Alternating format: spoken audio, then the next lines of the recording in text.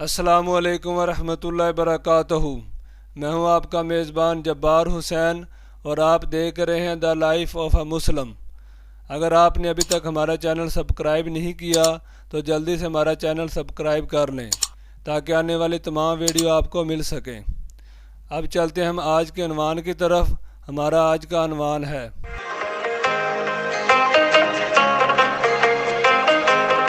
حدیث میں آیا ہے کہ جو انسان دن میں 10 مرتبہ اللہ تعالیٰ کی پناہ مانگے گا شیطان سے تو اللہ تعالیٰ اس کو شیطان سے بچانے کے لیے ایک فرشتہ مقرر فرما دیں گے۔